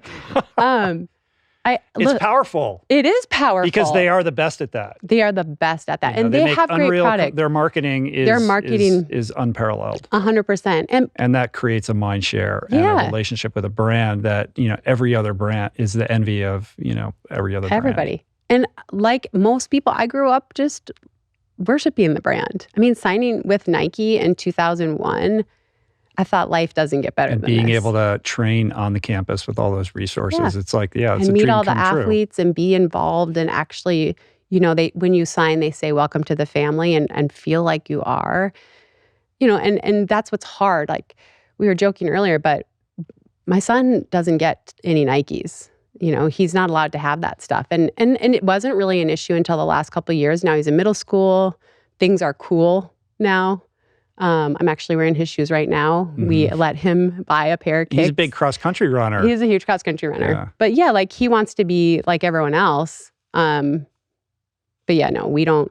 He gets to a we'll certain never age give them and another say, dime. I know. Someday he might, or like maybe he would marry someone who wears Nikes, and I'm like, I'm gonna have to deal with it. Drip. I just can't, resist. Yeah. We'll see what happens with that. We'll see what happens. Well, digging a little bit more into Nike, I want to talk a little bit about the kind of business of elite running, because one of the other fascinating things about the book was just the level of transparency that you brought to what these contracts actually say. When you sign with Nike, which, to your point, is the dream of many a young athlete, like, oh my God, what would it be like to be sponsored by Nike? Whether those dollars are small or big, there's a lot more going on in the fine print of these agreements than one might realize. And I appreciate the fact that you were like, here's what it is. And you laid it all out. Like when you finally leveled up and you were doing well and you signed a contract for $325, right? Like that's a lot of money. Yeah. It was a lot more money than I thought I was ever going to make. Yeah. But then when you realize like, okay, 10 public appearances, like a certain number of races, and everything is scripted out, like everything that you have to do. So the idea that you're going to sign this contract, they're going to pay you a lot of money and your job is to just run, on some level, that's true. Your job is to run and to perform and to train and to compete.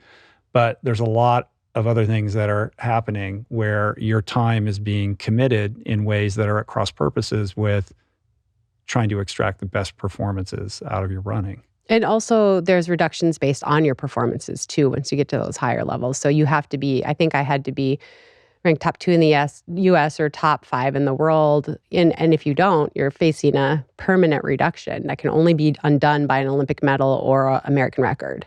So it survives the life of your contract. So there's just a lot of pressures. And penalties. Yes. And then their ability to just suddenly stop paying you whenever they feel like it, if they feel like you're not performing. And the crazy thing in your case was you get pregnant, you're on billboards and posters, they're marketing the shit out of you, they're kind of leveraging your name, likeness, and image for their own gain, and to some level, like celebrating your pregnancy, even though they photoshopped your belly and did all that kind of stuff. Like they're kind of using your pregnancy to say we're pro women and all that kind of stuff, and then they surreptitiously, without any notice or advance warning, stop paying you. Yeah. So explain this whole aspect? So the word pregnancy at the time was not in any Nike contract. And when I first signed with Nike, Adam came with me. We went to the Nike campus and he said, and I was 23 at the time, or 22, I was 22. And he was saying, well, what happens if she gets pregnant? I was like, what are you asking that for? Let me just sign this deal and live my dream. And they said, well, we don't really deal with that. We deal with that on a case-by-case basis. Fast forward, that was in 2001. Fast forward to 2009, I knew I wanted to have a baby. I'd been very open about it. Alberto had helped me decide when to have this baby. And this was no secret. Everyone knew. He went to John Capriati, said, Kara wants to know. I just said, what's going to happen? Because I've heard different things. Some people got paid throughout their pregnancy. Some people got suspended without pay. I'm doing it no matter what, but I want to know. I just want to know. Yeah, exactly. And Alberto comes back. He said, don't even go there. As long as she does her appearances, as long as she shows up, it's fine. Great. I worked my ass off during that pregnancy. Did so many appearances. And it was fun. It was fun to show people you could run and enjoy running and do that while you were pregnant. But I was due at the end of September, and I got paid quarterly. And in July, my financial advisor said, hey, your payment didn't come through. I said, what? They're in Europe. I'm sure it's just hung up. It's like European season. Asked my agent. He can't get a hold of Cap. Finally, he does. And he comes back and he says, you've been suspended indefinitely. Like, they don't even know how long they're going to suspend you. I'm like, for what? Your medical condition. Mm-hmm. So, yeah, that was it. Stopped getting paid. Yeah. Then there's the crazy situation with John Slusher, right? Oh, where yeah. You go to him and bring this up. And what happens? Like, he says, oh, I'm going to get into it, while he's telling you that how much you've inspired his daughter. Yeah. But then nothing happens. No, I mean, he's like, I'm the guy that, reduced Tiger Woods. Well, I'm not Tiger Woods, and then, we met with him and he said, we don't pay you to do photo shoots and appearances. We pay you to run, and you haven't been running. And then he follows up in an email saying like, oh, I was watching my daughter run. It's so impressive of what you do. I talked to her about it. She can't believe how much you run. We're sticking with the suspension. And that at that point, it was an 18-month suspension, which eventually they offered me a 12-month suspension, which meant that for 12 months you don't get paid, and 12 months is added on to your contract length. Right. And then at some point, there's like advances offered. Yeah. Well, they offer me an advance, and I take it. I've talked to Alberto, and he said, take it. It's always better to have the money. And then the idea was I was going to be suspended for 12 months total. And I could take this advance now, and then I could pay them back essentially with holding a quarterly payment here or there, how I wanted. At the same time, I'm thinking like, am I crazy, or is this wrong? This feels really wrong. So Adam and I were trying to find a lawyer, and I would speak to a lawyer. They get really riled up, and then they call me back and say, we're on retainer with Nike. We can't help you. And so this happened multiple times. Finally, I find this other lawyer. In the meantime, I'm getting ready to run Boston. I have to run Boston. I've been told if you win Boston, you'll get paid and all of this will go away. Boston is 6.5 months after I gave birth.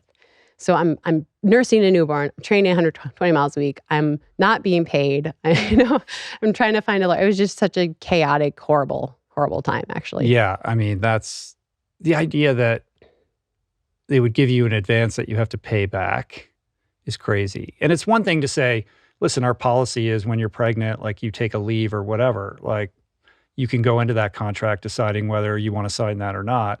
But it's the lack of notice and the fact that they kind of sprung this on you without even giving you a chance to kind of financially plan around it when everybody knew that you were going to be pregnant. Right.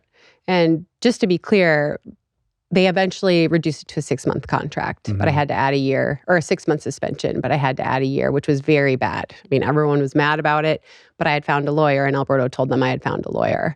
And that drove a settlement that you could have pursued, like if you just wanted to get on with things. I will say, I won't say her name, but one of their most famous athletes told me that is bullshit. You should fight. But I was exhausted. I just wanted to move on. It's an Olympic year coming up. I just want to, I think that's one thing people don't understand sometimes is they see someone like being successful or being out, but you never know what's going on behind closed doors. And I was so exhausted. The only other time I've ever felt that exhausted is, trying to make an Olympic team in 2016 while I'm, getting ready to testify and things like that.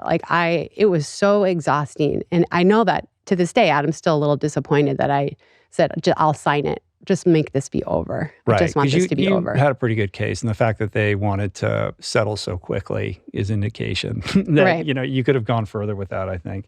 And just forgive me, but on the timeline, where does this fall in terms of when Lindsay Krause's reporting and Allison Felix and all that other kind of stuff came out around contracts and female track and field athletes and pregnancy? So my son was born in September of 2010. And so this was all happening end of 2010 into 2011. And that came out in 2018. But there was so much fear. I mean, people would say, well, Nike paid you the whole time. And I'd say, no, they didn't. And they would be shocked. But there was fear, you don't talk about it. You don't talk about how you get treated. I am not the only one. I learned during that there were so many athletes that were suspended without pay during that time, just like I was. Maybe they weren't as public facing, but they got screwed too. And they felt like they couldn't do anything about it. I mean, I went all the way to Parker because I felt like we were friends. And I emailed him. And I said, you're a father, your wife is a mother. I feel like this is wrong. And he took a couple days to get back to me. And in the end, he chose, the company policy over what I think were his true ethical values. But he was a CEO, so. Yeah. Do you think that that's changed?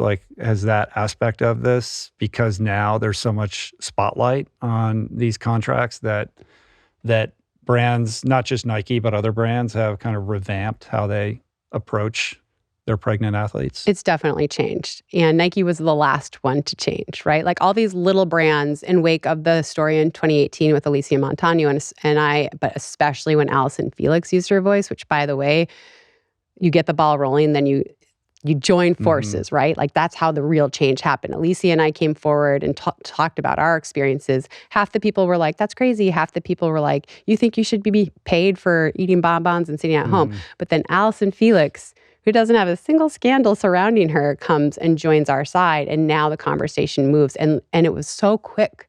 It was so quick. I was contracted by Oneself, Skechers, I think at the time, Noon, everyone updated contracts immediately with pregnancy clauses. So I think, and then Nike eventually did, it was about 6 months later, but they also amended their contracts. So that's good.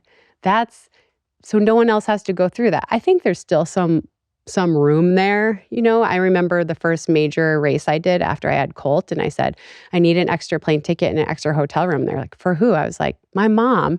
Well, why does your mom need to come? Well, I have a baby. I need to sleep well the night before. Well, why would you bring your baby? And there was that actually shocked me. People who were so nice to me when I was running well and running fast, pushing back about a plane ticket or pushing back about a hotel room. I hear that there's still a little struggle there. There's a lot of people doing great work, specifically Allison Felix and Alicia Montano, trying to get nursing stations or daycare at races. There's people doing great work there. I'm not really involved in that, but I appreciate what they're doing. I think that space still could be better. But I think contracts have gotten a lot better.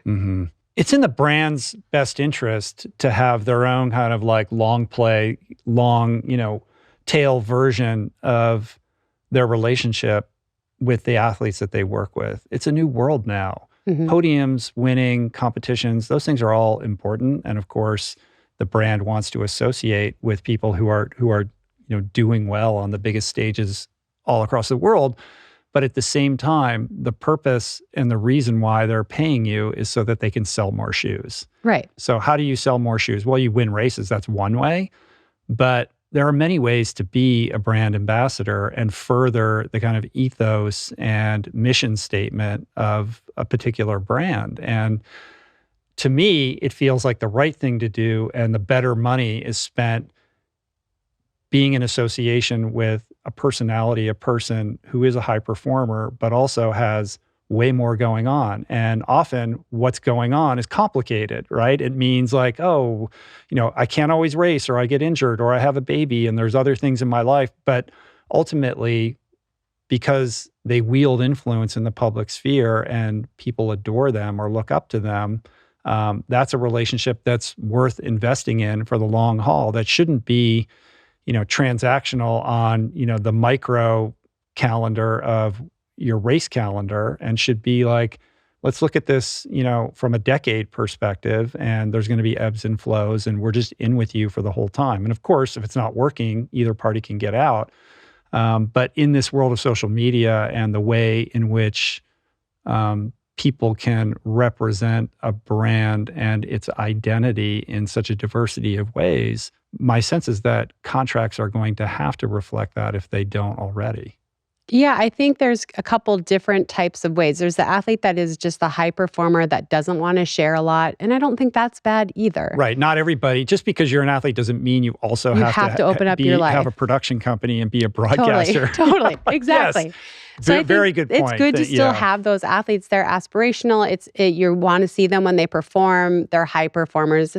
I know a couple that I consider friends that really hate social media, and they just want to focus. To feel that pressure to have to do and they don't want to too. share everything.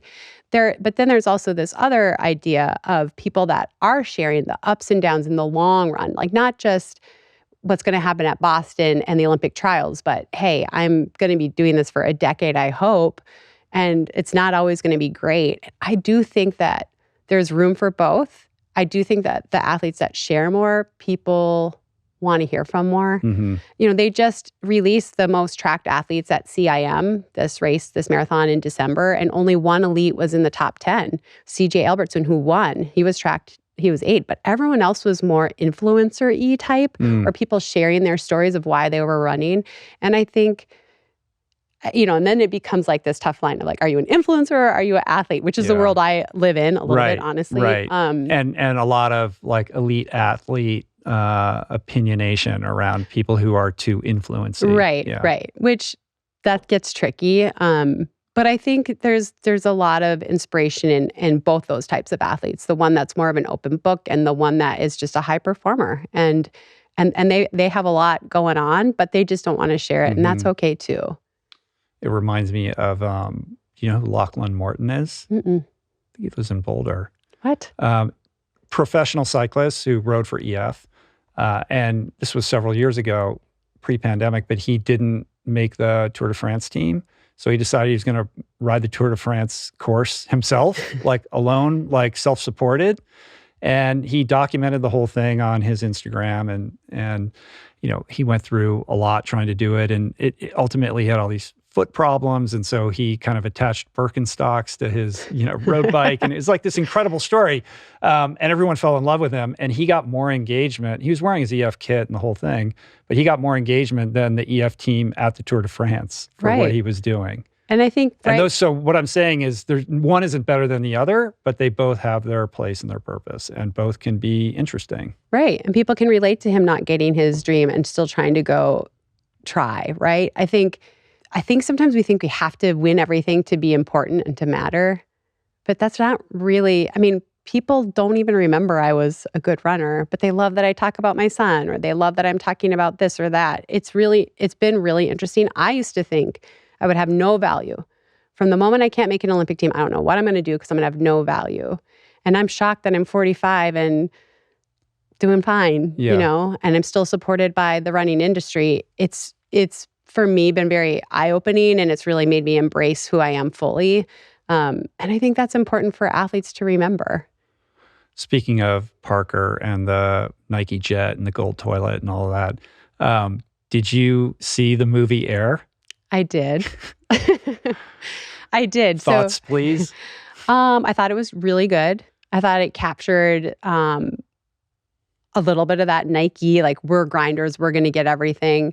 I did think it was interesting that the star of the movie was the mother. Right, Michael You Jordan's didn't even mom. see Michael Jordan, his face in the whole movie. The star was the mom.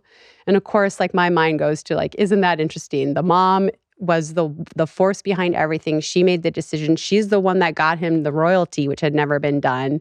So this movie is really, it's about how Nike got Jordan. It's very interesting, but it's really about this woman who changed the sport industry. So that kind of stood out for me. Yeah.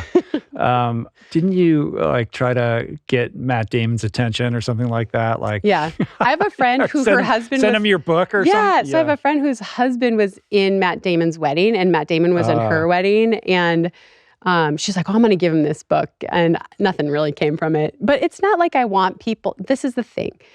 There are good people at Nike. There are good things happening at Nike. What I want people to think about is, do I want to purchase this knowing that someone might be treated this way, or that there's been no acknowledgement that this happened, not just to me, to many, many, many people. Mm-hmm.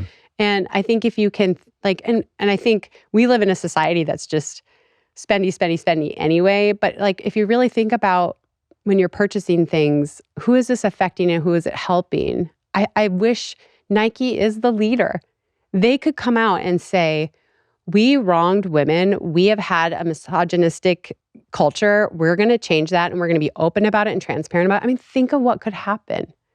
It could change the entire industry. It could be so good. I know it's not going to happen. I'm like trying to imagine a universe in which that would actually happen. I know, but it could be so great. So, yeah. We'll see, I guess. We'll see. Time will tell. Yeah. One of the other things that you're contending with, and I'd never heard of this is not in the book, but is something called runner's dystonia. What is this? It's the worst thing that I could ever have been diagnosed. I mean, it's not the worst thing. It's a really rare it's a neurological movement disorder. It's rare. And what happens is I have repetitive movement dystonia. So it's a movement that you do a lot. So it happens to writers, it happens to musicians, happens to runners. And they don't know what happens. A lot of people had a really bad fall before it happened. I also took a very bad fall before it happened, but they don't know for sure. But essentially, your brain wires get crossed. And so when you go to do that motion that you've done a million times that's so natural to you, your brain sends a signal and all of the muscles fire at once. So you lose complete control over wherever you have it in your body. I have it in my knee down, in my left leg. So when it's bad, or before it was diagnosed, I'd be trying to run and everything fired. So when I actually made contact with the ground, I didn't even know if I was making contact with the ground. Like, I would fall. I fell into traffic. It was so frustrating. And then one time I went running on a road and my husband filmed me. And I was like, my foot's not landing. It's slipping out. And he's like, no, look at the video. It's nothing. Because you don't have sensation? Yeah, you lose all the What does that mean sensation when everything's firing? It's like I feel nothing. Like I feel my right leg coming, and then I put my left leg forward. And this is like the best way I can describe it. I'm on a freshly Zambonied ice rink. Mm-hmm. The ice is as smooth as it can be. I'm barefoot, and I don't know what's going to happen with my foot. I don't know if it's going to land. I don't know if it's going to slip out. For me, I got this sensation of slipping. It was always slipping. And it wasn't, but that's what it felt like because I have no feedback that my foot is landing. I don't feel it. Was this like a sudden thing, or did it happen gradually? And then how do you even get diagnosed? I've like never even heard of this. Well, yeah. So it started, I'm trying to think. It started around 2020, where I would go out running and I would sit down on a curb and look at my shoe and say, like, do I have a leaf on here? Like, why am I slipping? It would often happen when I was taking a right-hand turn. And it was kind of just gradual. Like, I'd feel it, but it didn't stop me from running. I just thought, what the heck is going on with me? I remember Googling, it feels like I slip when I run. It brought me to Reddit, no answers really. And I was also in a very stressful time. My grandpa was passing of COVID.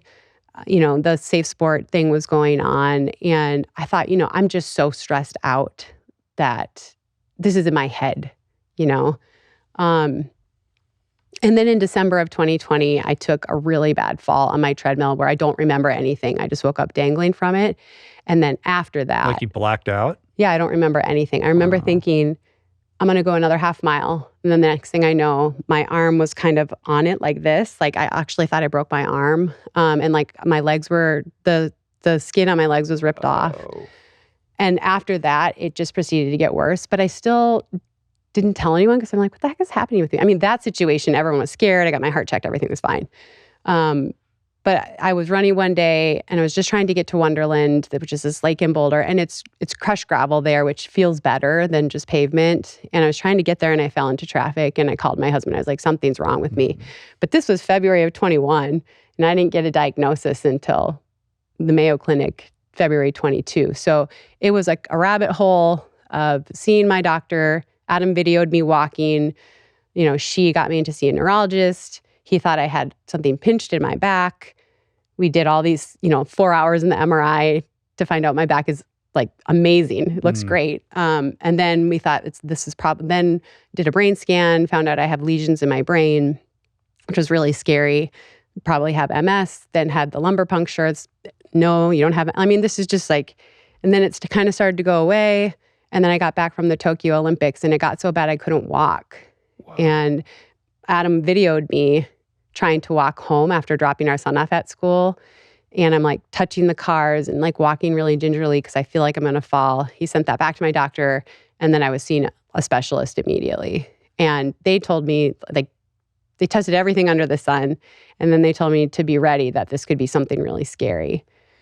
Like ALS or Parkinson's or something like that. Both of those were brought up. Yeah. Uh-huh. And I was just in disbelief. So then I finally see this specialist and he says, you have runner's dystonia. And I was like, what?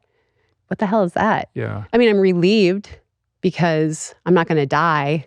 But I didn't know what it was at all. I left the doctor's office and I Googled runner's dystopia. You're like, he misspoke. Yeah, I'm like, what is he talking about? But it's been a very frustrating. Runner's dystopia, when you can't run anymore. Yeah. I was like, what do I have? What is this? But finally I found an old Runner's World article and I was like, oh, that does sound like me. And so I've just been working with doctors and I was doing really well. I was taking a Parkinson's medication 3 times a day. And physically I felt amazing, but I started mentally slipping quite a bit, like having a hard time saying words. And my husband and son would fill in the word for me. I'm a broadcaster. Yeah. And I need to be able to talk. Yeah. And so that was really hard because I had to back off of that. And now I just take it before I run and I get Botox in my leg, which sounds weird. But what the Botox does is when the brain sends the signal for everything to fire, it just can't. Cuts it off. Yeah. So when I run, I don't look like how I used to. I don't look like someone who went to the Olympics. I look like an old lady kind of limping around, but I still like it. Well, it kind of lets you off the hook then. There's no pressure anymore. Yeah, there's nothing I can do. Yeah. That's scary though. So it's a neurological disorder that I presume they don't have any kind of cure for. No Is it cure. Progressive or? It can be. Yeah. And I have found that if I push too much, sometimes my right foot can get affected or I'll have a really hard time walking for a few days. And basically that's where I've been trying to find this sweet spot of like, how much can I do so that I can do it every day versus, last how much year. Is that? Sadly, it's about 4 to 5 miles a day. Yeah. Yeah. It's not 130 miles a week. No, it's really sad. It's not even close. And it's hard because I miss it. I miss being able to just say, it's a beautiful Saturday. I'll be back in 2 hours. Like I really miss that. And just being able to go and, like sometimes you have those days where you just get out there and you're like, I'm just going to see what I have today and just have fun. Because I was already sort of past the competitive part when this all happened. I miss being able to go run adventures with my friends who like to drive up to the mountains and run these crazy loops up on the Continental Divide. Like I miss that a lot. Yeah. But you seem happy. I am. Yeah. Look, sometimes I have dark moments where I think I'm 45 and this is as good as it's going to be. Like this is not that good. 4 miles a day is not that good, right? And I get. Can you ride a bike? Can you do other things? I can. I've tried to get back into Nordic skiing a little bit. Yeah, we didn't even talk about your sliding door biathlon career. Yes. You could have gone in the Olympics in biathlon. Well, maybe. Yeah. But to ski is really hard for me with my legs. So then it really needs to just be classic. So I don't know. I've tried some other things. I've loved the gym and become a little bit of a gym rat with trainers because I need to be told what to do. But yeah, I miss it, but I try to still do other things. Yeah. Well, I think, you have found in the broadcasting and the other things that you do, like a way, like you very kind of like gracefully segued it out of your competitive career and into something else that you enjoy, that you're good at.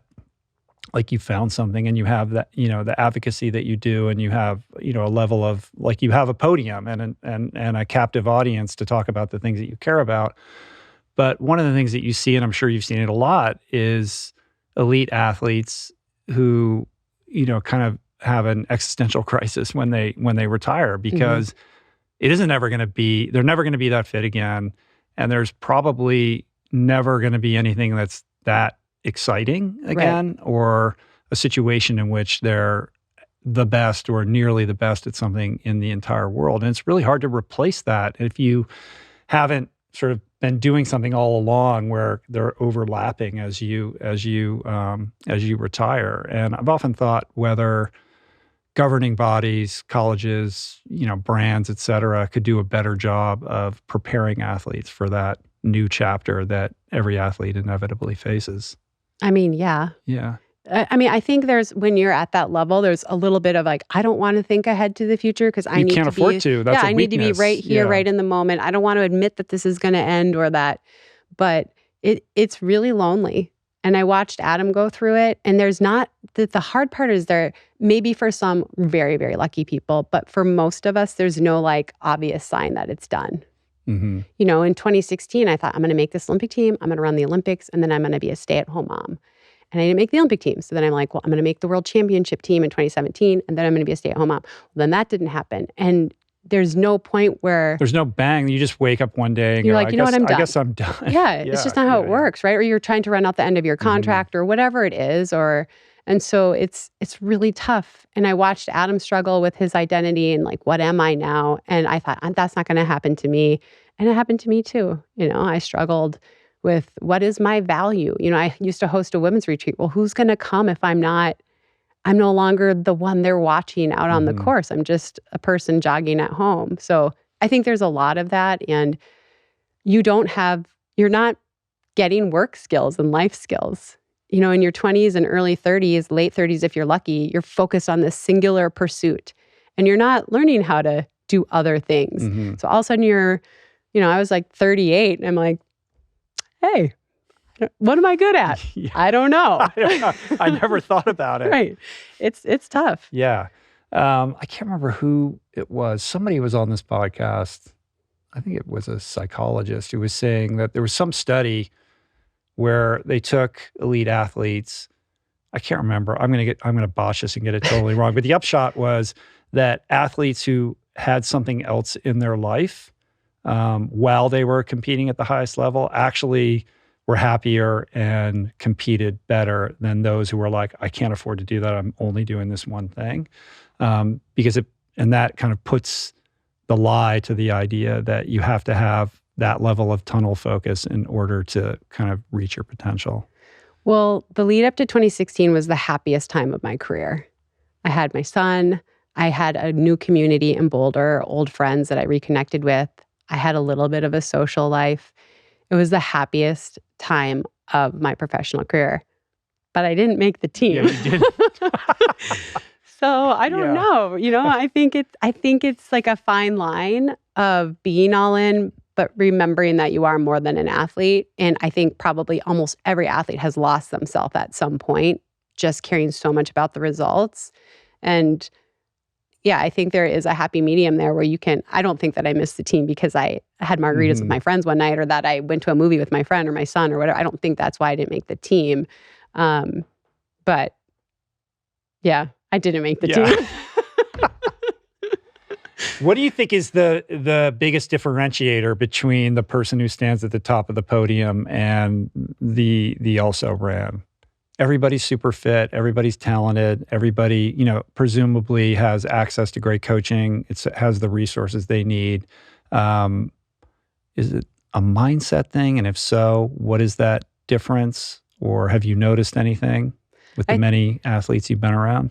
I think it is a mindset to some extent. You can't be afraid to lose. You can't be in the moment worrying about what's going to happen. You have to just be like blinders on, just running as hard as you can. And you have to believe that it could be you. I think too, at those big, big levels, the window only opens up. It's not always open. Someone wins everything all the time. Unless you're like one of the most special athletes we've ever watched, you're probably cheating, right? Like the window opens, and then you have to be brave enough to pounce and say, this is my moment. Those athletes are all so fit. And it's really who can control the controllables the most in the moment. It doesn't get distracted by this or that. It really is just controlling what they can in the moment. And yeah, they're not worrying. They're just being. Totally present. Totally, totally present. That's when I think of an athlete like that, I think of Jenny Simpson in the 1500. And she would just be so calm. And she would just wait and just be so aware of what everyone was doing. And when she saw the window, it was like that. And it was such a joy to watch her because she wasn't worried about that move or this person might outkick me. She was so present in what she was doing. It was like fascinating to watch. And that's hard. That's hard to do, but to just be so in the moment. You're not thinking about the finish line. You're not thinking about anything else but like the stride I'm in right now. That's powerful. I think that's applicable to anybody who's trying to be excellent in what they're doing. Like, how present are you with the thing that you're trying to master? Yeah. It takes patience and presence. You can't, one of my sports psychologists, Dr. Walker, used to always say, you are really bad at future thinking. You need to shut down the future think. Stop thinking about, oh, I'm doing 10 by a mile and I'm only 6 in and it's tired. How am I going to do that 10th one? Be in the 6th one. Make the 6th one as excellent as it can be. And then you can worry about the 7th one. And then make that as excellent as it can be. And then you can be in the 8th. And then before you know it, you got through all 10. But it's almost paralyzing to future think because it really affects you being in the moment and being present within yourself. As an aging athlete, I would add to that by saying living in the past is not doing you a service either, because when you're training and looking at your watch or whatever, I'm 57, it's like I'm measuring myself against when I was at my fittest. Yes. And just feeling bad all the time because I'm not measuring up to the person who was able to do that thing whenever that was. Instead of just being like, here's where train where you're at, not where you used to be or where you think you should be. I totally agree. I had a breakthrough. It's hard. That's really hard. It's so hard. I had a breakthrough from 2016 to 2018. I had multiple stress fractures. I was so frustrated. I just wanted this one last race. And I woke up on July 9th of 2018 and I was like, I'm a master. Like I'm not supposed to do what the 24-year-old women are doing. And it was the weirdest sensation because I feared turning 40. I remember when my mom turned 40. And it was so like, there's a reason there's this category. Like, it's okay. That's one thing I would just say. It's okay to age. It's okay to reset what your new gold standard is. I'm probably never going to run a marathon again. But you know what? I would love to do run 10 miles. And I can't even believe that that's my gold star, but that's what I'm trying to do right now. I want to get strong enough and good enough with my dystonia and manage it enough that I can go for a 10-mile run. And that is my new gold medal. And it's ridiculous. It's a 10-mile run, but that is what I can do with where my body is at now. And that's okay. I love it. What is your sense or your take on the state of American women marathon runners right now as somebody who kind of resurfaced the prominence of American women in that distance? We have such a good group right now.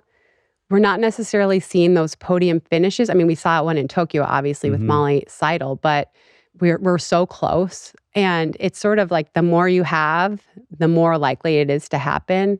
I mean, in 21, we saw some podium finishes in the majors, but they were all within like a 5-week span. I'm very hopeful with the crop of women we have right now that this could become a regular occurrence.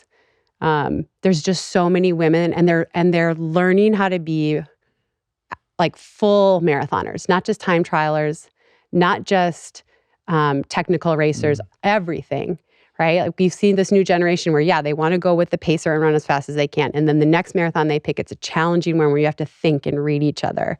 So I think the women's marathon in the United States is in a very, very good place. And I think for the foreseeable future because they're inspiring girls that are in college right now that are going to want to run the marathon. When I was in college, I was like, who would want to run the marathon? Like we had Dina. Dina was our gold star. But now there's so many different personalities and multiple women. I mean, the Olympic trials are going to be crazy. It's not. When is that happening? It's on February 3rd. And in the past, it was like there's 3 or 4 or maybe 5 women. I can't tell you who will make it. I have no idea it's going to be. But as an athlete, that's very nerve-wracking. But as a fan of the sport and wanting to see growth in the sport, it's amazing. Are you going to be doing commentary at the trials also? Mm-hmm. Oh, you are? Oh, yeah. Cool. Yeah. And you'll be calling the marathon in Paris. Yes. And track and field? Yeah, 1,500 and up. Mm-hmm. That's so exciting. Yeah. I hope to be there. Ooh. I'm excited to. I've Cool. never attended an Olympics, so. It's a spectacle. Yeah. But it's so amazing. I mean, the last Olympics I was at was Tokyo, and the stadium was empty. Right. That was a weird one. It was super weird. So I'm excited for, I don't want to say a real Olympics. I know. I feel bad because the Tokyo Olympians the are full real. spectrum of the Olympic experience. The way the crowd reacts to what's happening, the way you can see the athletes actually taking that energy, some in a negative way, and letting it overwhelm them, but some using it as fuel. Like you can see it in the moment. It's amazing. Cool. The final thing I wanted to ask you pertains to the athlete who's listening to this or watching this, who is starting to realize that the dynamic that they're in on the team that they're on or with the coach that's overseeing their progress might not be the healthiest. Maybe it's not terrible. If they told somebody, who knows what the reaction would be. What do you say to that person? How do you guide that person to address a situation that on some level is somewhat relatable or similar to what you endured? I think we have intuition for a reason. And I stopped listening to mine because I thought, I know this feels uncomfortable. I know this feels not good, but it's so small and the goal is right there. We have the intuition for a reason and listen to it. And you know what? Maybe for other people, that is a great situation, but the same situation isn't good for everyone. You trust yourself. You have that ability to know what's right and what's wrong. And at the end of the day, it doesn't matter if someone else thinks it wasn't a big deal. If it's making you uncomfortable and your little bells are going off, that is not going to help you as an athlete. You're not going to run or perform the way you want when you have those constant questions in your mind. So listen to yourself and trust yourself. You will make the right decision. And if that decision is to seek out help or additional guidance, what are the safe sport resources that you would recommend that person look into? Well, that's a great question because there aren't a ton of good resources. There is a resource being built out right now by Katie Steele out of Bend, Oregon, which is a place for younger athletes, collegiates, and just post-collegiate athletes to reach out, get help, get mental health services, connect with other people. I think USATF is trying to do something in this vein of athletes being able to reach out. But again, if you have to do it solo, hit me up. I'm serious. Like, if it feels wrong, you're not the only one, and people will believe you and will help you. There's going to be another opportunity. This is not your opportunity. It's like we sometimes as athletes, we think this has to be it. So I can't leave. I can't do that because this is it. No, that's not the opportunity that you're looking for. It's not what's going to bring you true happiness and success. It's hard to tell that person when they're in it, though. Super hard. Right, yeah. Super hard. And I get it. I stayed so much longer than I should have. So much longer than I should have. I wanted to leave so many times and I convinced myself I had to stay over and over and over again. It took a horrific experience on an airplane for me to say, I can't do this anymore. So I get it. I get it. It's your family. It's your community. It's your whole life. But your life deserves to be better than that. So if they're going to reach out to you, should they do that like through your website? How are they going to do that? And I'm wondering if there's like some kind of Safe Sport hotline number where there people is a can Safe Sport. things. Yeah, you can go to safesport.com and they have like call lines. They have support there. Mm-hmm. Safe Sport gets a bad rap, but I think it's because it's so overwhelmed. But my experience with Safe Sport was very positive. They believed me. They listened to me. I never felt judged. But reach out to Safe Sport. And, this is one of the things that I really would like to see infrastructure of. When you're on these teams, there's no one checking in ever. Mm-hmm. So I feel like that should fall on the governing body. I feel like that should fall on USATF to check in periodically. Someone who is completely unrelated to the team that can really talk to you. And I know that USATF was talking about, or maybe has even started like a program where they're checking in with athletes. But what if you're not, quote unquote, good enough to be checked in on? I think this is like a place that we need to close this loop so that people have a resource. When I was at the Oregon Project, where would I go? I'm not going to go to a sports psychologist. I can't go to Alberto. I'm not going to go to his boss. Mm-hmm. Where am I going to go? There's no one safe for me to talk to. And that was before Safe Sport. But I think this is a problem. So this is like not the happy response that probably everyone's looking for, but I would say reach out to Safe Sport and find someone, if you can, that you can confide in and talk to. Here's the thing. This stuff is happening. Oh, for sure. And people need to know that people are going to believe them. Mm-hmm. Like, I was so inspired by seeing the gymnastics team testify to Congress about Nassar. Mm-hmm. Like, that gave me resolve to go ahead and testify in the Safe Sport case. So I just want people to know, like, you exist. And if I can help you, I will. And Safe Sport will help you. If they can, they will help you. But you're not alone. And you're not crazy. If you really feel like this is wrong, you need to talk to someone. Mm-hmm. Well put. I think that's a good place to end it for today. Okay. That was great. Thank you. Thank you. You're so inspiring. Your strength and your courage to tell your story in the unvarnished way that you did requires a certain level of confidence and boldness, and it's made a huge impact. And it's inspiring millions of people, and I appreciate you stepping out and sharing your story in the way that you did. And hopefully I'll see you in Paris. Yeah, that would be awesome. It would be fun. In the meantime, The Longest Race out in paperback, wherever you buy books. Patronize your favorite independent bookseller or buy it online, and come back and talk to me some other time. Yes. When Colt is making the Olympics, and we can talk about his cross-country career. Yes, let's do it. But I appreciate it. Thank you. Thank you. Thanks, Kara. Cheers. Peace.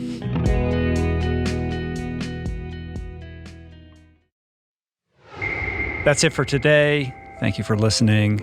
I truly hope you enjoyed the conversation. To learn more about today's guest, including links and resources related to everything discussed today, visit the episode page at richroll.com, where you can find the entire podcast archive, as well as podcast merch, my books, Finding Ultra, Voicing Change in the Plant Power Way, as well as the Plant Power Meal Planner at meals.richroll.com. If you'd like to support the podcast, the easiest and most impactful thing you can do is to subscribe to the show on Apple Podcasts, on Spotify, and on YouTube, and leave a review and or comment. Supporting the sponsors who support the show is also important and appreciated. And sharing the show or your favorite episode with friends or on social media is, of course, awesome and very helpful. And finally, for podcast updates, special offers on books, the meal planner, and other subjects, please subscribe to our newsletter, which you can find on the footer of any page at richroll.com. Today's show was produced and engineered by Jason Camiolo, with additional audio engineering by Cale Curtis. The video edition of the podcast was created by Blake Curtis, with assistance by our creative director, Dan Drake. Portraits by Davey Greenberg. Graphic and social media assets courtesy of Daniel Solis. Thank you, Georgia Whaley, for copywriting and website management. And of course, our theme music was created by Tyler Pyatt, Trapper Pyatt, and Harry Mathis. Appreciate the love the support. See you back here soon. Peace. Plants.